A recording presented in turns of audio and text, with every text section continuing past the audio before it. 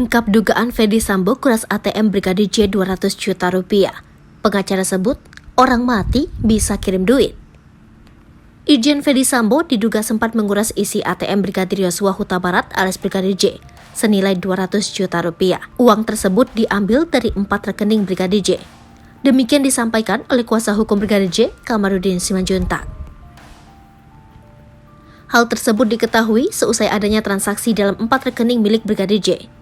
Ia menuturkan bahwa transaksi di rekening Brigadir J tercatat pada 11 Juli 2022. Rekening lainnya tampak dipakai untuk mengirimkan sejumlah uang ke rekening salah satu tersangka. Lebih lanjut, Kamarudin menuturkan bahwa uang yang dikuras dari rekening Brigadir J total sebanyak 200 juta rupiah.